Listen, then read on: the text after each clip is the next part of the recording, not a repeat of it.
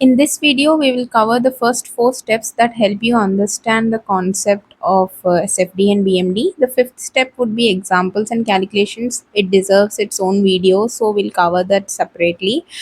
Once these basics are clear, SFD and BMD might become much easier.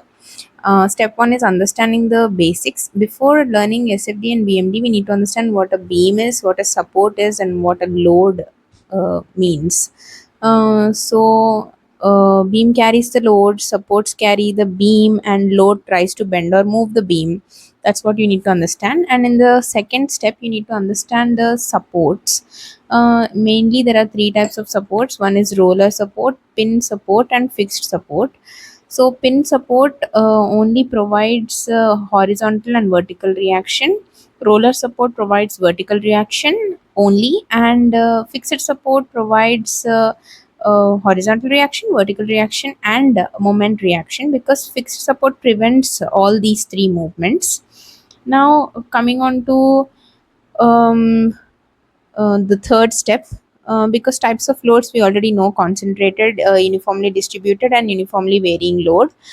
So step 3 would be drawing the free body diagram. No, like it is one of the most important steps. Whenever you solve a beam problem, don't keep the supports, replace them with the reactions they produce. For example, instead of drawing a roller, draw its vertical reaction, and instead of drawing a pin support, draw its horizontal and vertical reactions. This simplified diagram is called free body diagram, or FBD.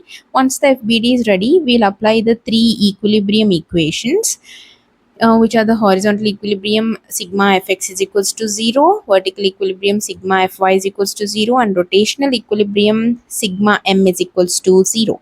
So the sum of all horizontal forces must be 0. That is sigma f of x is equals to 0, which means the summation of sum of all the forces acting in the x direction is equals to 0, and sum of all the forces acting in the y direction is equals to 0, and sum of all the clockwise and anti-clockwise moments is equals to 0. Now coming on to the step 4, sign conventions and diagram rules or line representations.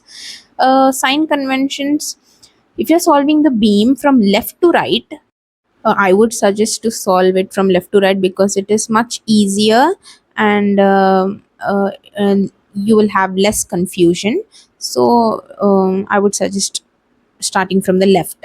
And for the left side, the sign convention would be: upward shear is positive, downward shear is negative, clockwise is positive, anti-clockwise moment is negative. And if you solve from right to left, every sign convention becomes exactly the opposite. So you need to decide which side you're starting from before you start drawing the diagram.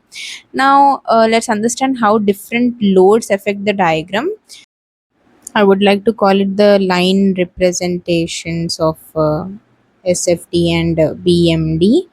So, for concentrated load, there is a jump in SFD diagram, and then there would be a straight line that follows the jump. And whenever SFD is a horizontal straight line, BMD would be an inclined straight line. And then coming on to UDL, whenever there is a UDL, the SFD would be an inclined straight line, and BMD, whenever SFD is inclined straight line, BMD would be a parabolic curve.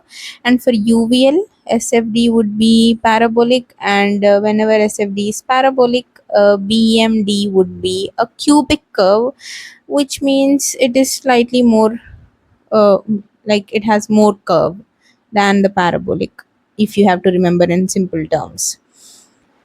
And while solving, I recommend calculating the shear force and bending moment at the important points or key points first, and then draw the SFD and BMD.